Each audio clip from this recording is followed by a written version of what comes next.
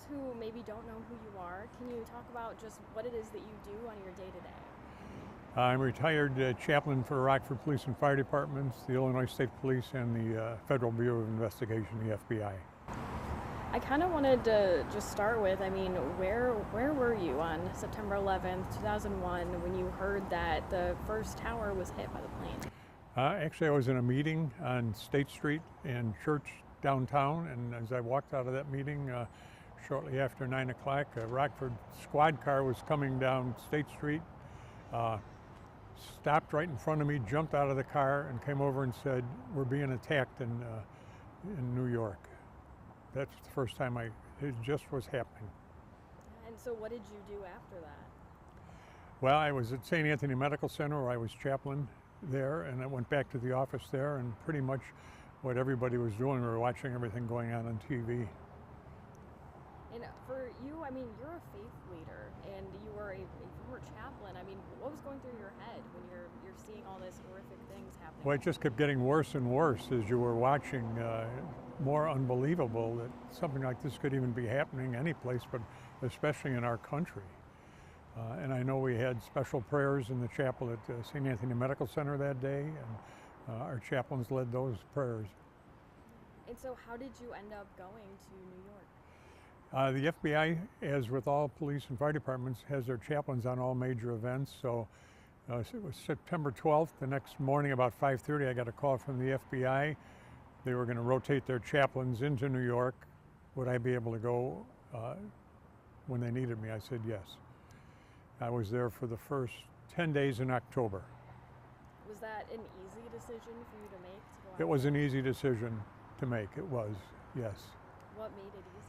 Well, because I've worked with law enforcement and firefighters and first responders for so many years.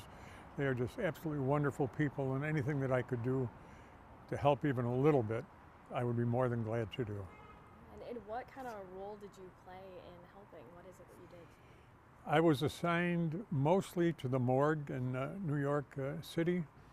Some days I was at Ground Zero, I was detailed there, and other days at the Fresh Kills land site where they were taking all of the debris. And at the morgue, there would be Captain Pat Boyle from the New York Police was in charge of that whole operation there. And what would happen is when they got a part of a member of service, an MOS, part of a police officer or firefighter, Captain Boyle would stop everything that was going on there at the morgue. There was about 150 people working there, FBI agents, police officers, firefighters, pathologists, medical examiners. Everything would stop. They would come out on the street, form two lines, and then there'd be about 10 police motorcycles that come, fire department ambulance. Then I would step forward, they'd open the back, pull out a Stokes basket covered with an American flag, and I would step forward, say a prayer, give a blessing.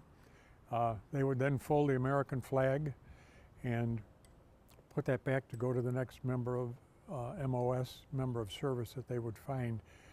As I would look up at that line of 150 people, there wasn't a dry eye there. And that was taking place 15 to 20 times a day with just members of service, not counting all of the other people that they were bringing into the morgue at that point. And it has to take a lot of strength to be able to do what you did. How did you find the strength to do that, to lend a hand? Well, I think there's two ways that you do it and you get through life. One is a faith and a belief in God and the practice of your faith. But the other way is the people around you, the people that are close to you, and the people that are special to you help out. You were joined by so many other people who came out to lend a hand. What was that like, kind of going from one of the worst days in American history to just having America kind of come together? Well, you certainly saw that, and everything you did, America did come together and still does as we celebrate. Well, celebrate is not the word, but as it's the 24th anniversary this year of 9/11, people do come together and do remember that. And like you just said, it's been 24 years. How has your life changed since that day? Well, you move along, but you do remember it. And then there's things that trigger things that you saw there and things that happened. What would you say, like, to people who were alive at that time and do remember it, and just to kind of, like, why they should keep remembering it? What makes it so important? Well, when you look at the people that were killed that day in Washington, in New York, and in Pennsylvania, there's about 3,000 people that were killed that day. Out of that, 15% of the people that were killed were not in those twin towers when the planes hit. They were the police officers and firefighters that went in there and literally rescued tens of thousands of people. So remember those brave police officers and firefighters whose lives were taken that day. But it's the same bravery that we really see with police officers and firefighters every day as they enter fire buildings to save people, police officers going in and rescuing people. I think that was really all I had for you. Is there anything I haven't asked you? I don't think so. I think you did good. Thank you. You did fine.